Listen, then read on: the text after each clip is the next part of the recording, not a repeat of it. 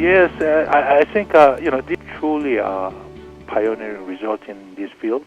I developed the next generation optical access network. In access network, cost is one of the most fundamental problem.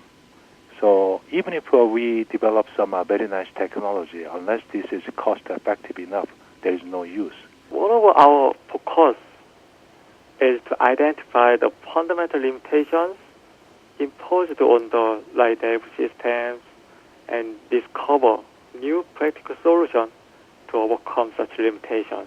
He just come up with a very innovative ways to develop a next generation optical access network cost effectively by using many different innovative ideas. He's one of my best students I have ever had during my 18 years career at KAIST.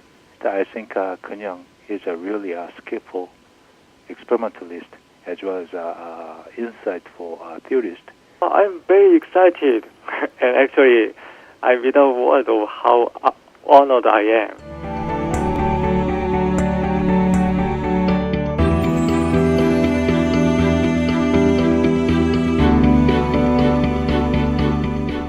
She's worked in the area of multiple users of a common communications channel. As the smartphones are growing in number, we don't realize that, but often they are using Wi-Fi networks to download most of their data. When the users crosstalk into one another, and she's come up with novel solutions for that as part of her PhD dissertation. The unusual part of this is the type of channel is actually a bunch of independent wires that are all bundled together in a cable of twisted pairs, namely for DSL. Another revolution that you can see in the coming is the fact that the video traffic is growing exponentially. In fact, the figures around this, Cisco says that it will really explode in terms of 5 times more in the next couple of years. And they're kind of good transmit antennas and receive antennas.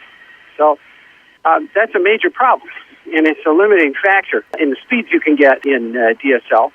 You get that right, you can double or triple data rates that are available. We need really good, strong backhaul connections even in the last mile up to people's homes so that they can connect to internet on all their devices. I am excited about Akanksha being the first woman Marconi Scholar or prize recipient of any type. So very, very bright.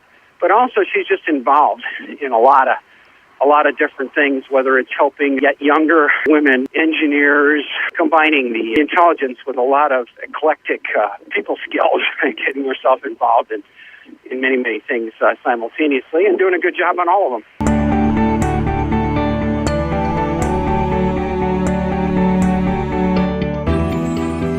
The general problem that his work aims to solve is the future upgrade of fiber-to-the-home networks.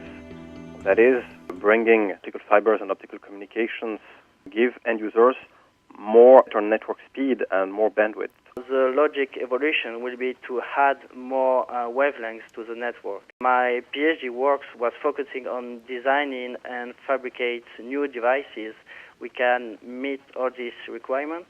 The basic idea is we are using a reflective semiconductor optical amplifier. These fiber-to-the-home solutions are being deployed now, but they will have to be upgraded in the next few years because the bandwidth needs always increase.